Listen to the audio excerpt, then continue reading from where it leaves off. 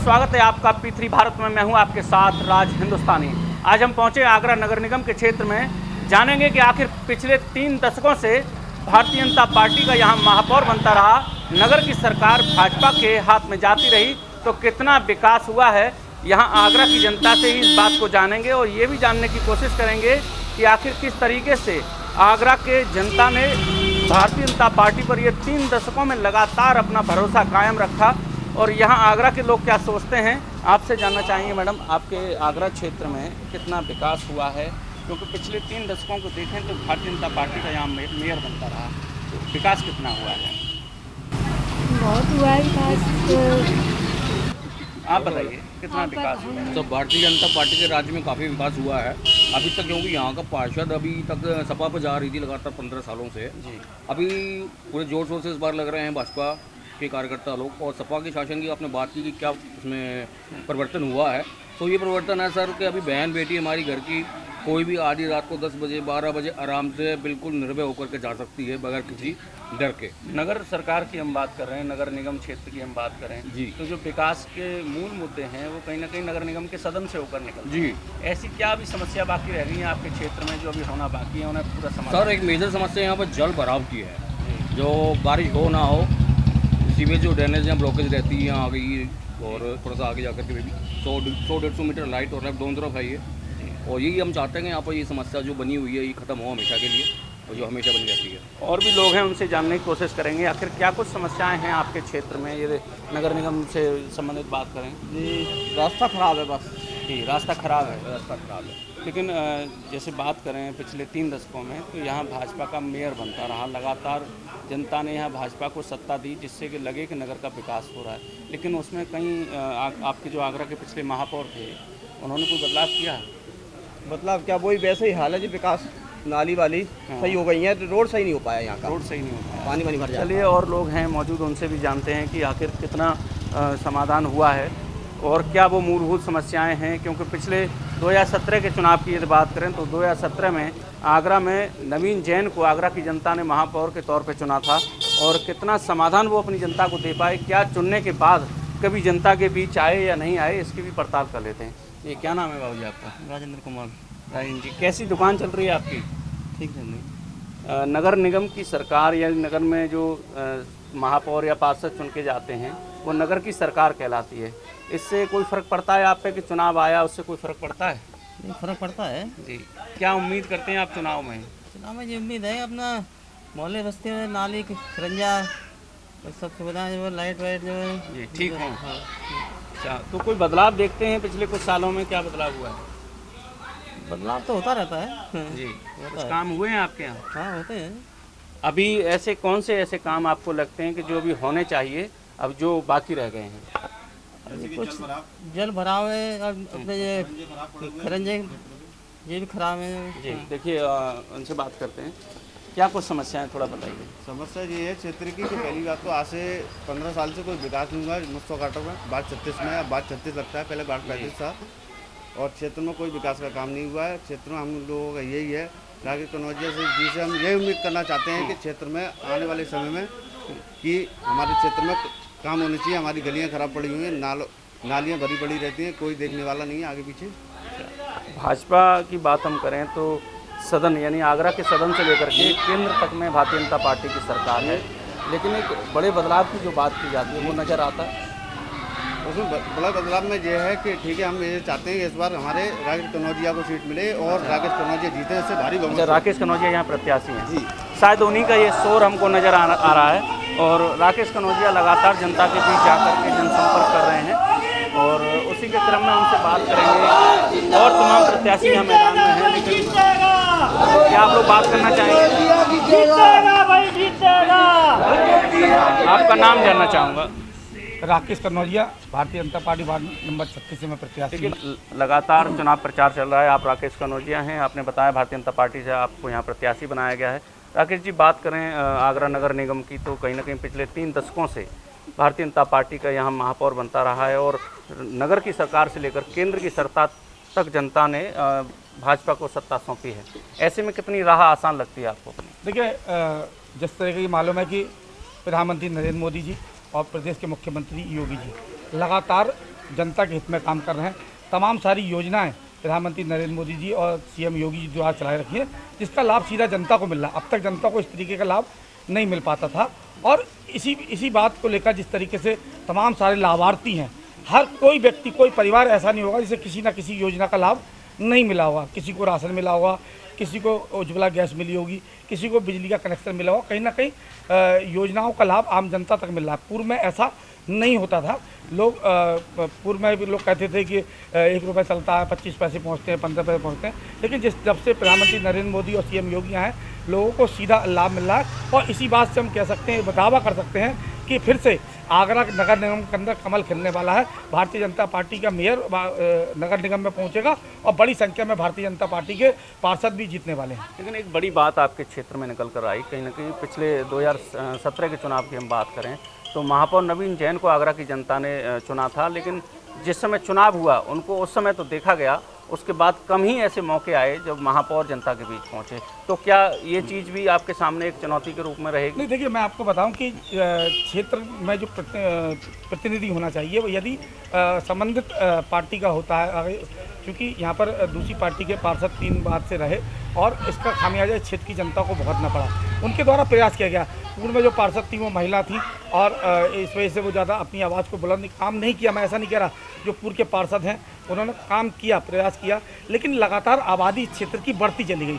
आबादी बढ़ने के चलते जो समस्या है वो विकराल होती चली गई।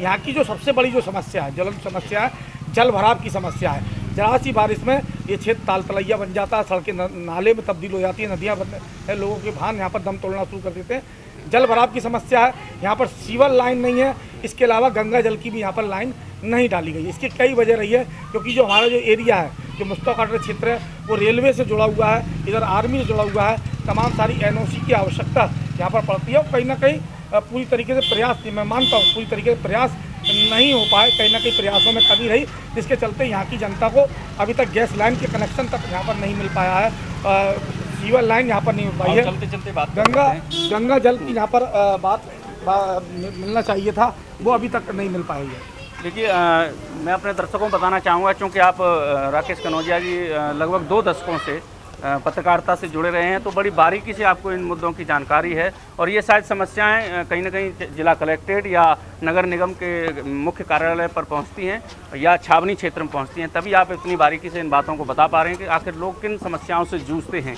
लेकिन अब एक समाधान के तौर पर राकेश कनौजिया को यदि यहाँ की जनता देखे तो उनके पास क्या ऐसे समाधान रहेंगे, क्या कोशिशें रहेंगी जिससे कि लोगों को इन समस्याओं से दो चार ना होना पड़े? देखिए, मैं पत्रकार हूँ, पत्रकार भी एक सेवा का माध्यम होता है।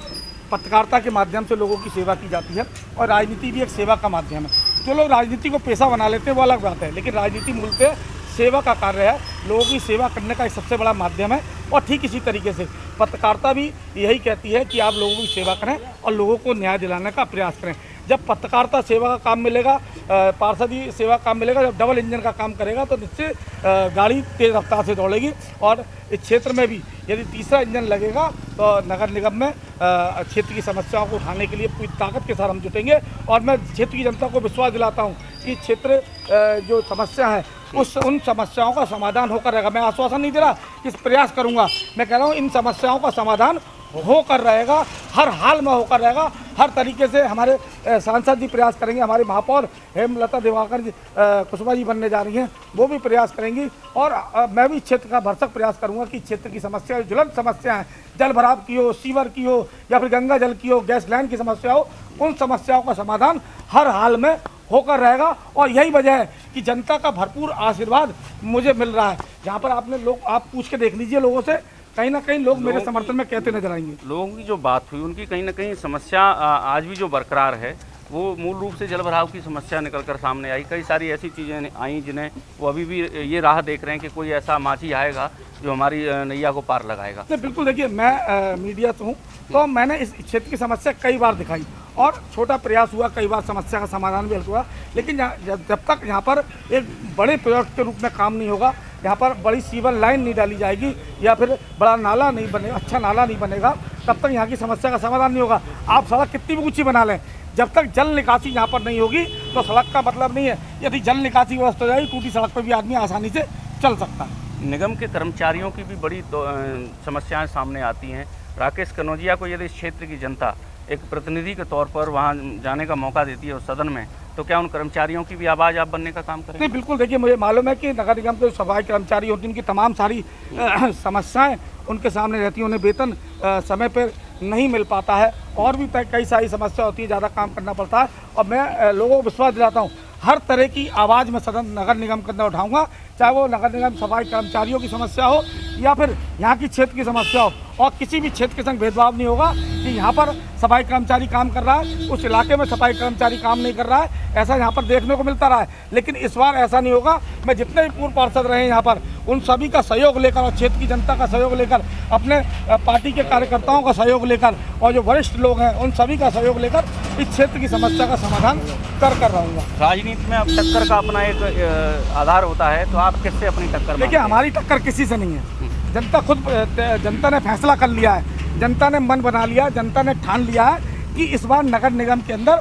राकेश कनौजिया को पहुंचाना है। और मुझे विश्वास है, जनता के पास जब मैं जाता हूं तो लोग मुझे गले लगाते हैं, मुझसे कहते हैं कि आप चिंता ना करें, आपको आने की आवश्यकता नहीं है। लेकिन मेरा फर्ज बनता है, मेरा दायित्व बन जाता है, जिस जनता जनार्दन से मैं वोट ले रहा हूँ, जिन्हें उनकी चरण वंदना करनी है, मुझे उनके आशीर्वाद के बिना मैं जीत नहीं सकता। इसलिए भरसक मेरी कोशिश है कि हर दरवाजे तक पहुँचूँ, हर व्यक्ति का मैं आशीर्वाद लूँ, चाहे वो छोटा हो चाहे बड़ा हो। मेरी कोशिश है, भले चाहे वो क्षेत्र का मतदाता नहीं है, लेकिन फिर भी मैं उनसे आशीर्वाद मांग रहा हूँ, क्योंकि आशीर्वाद से बड़ा कुछ नहीं होता है। लेकिन एक चीज़ बड़े साफ तौर पर नज़र आती है बैनरों में, कर्मठ, जुझारू, ईमानदार, जनता के सहयोगी के रूप में हर प्रत्याशी के बैनर पर ये शब्द लिखे रहते हैं।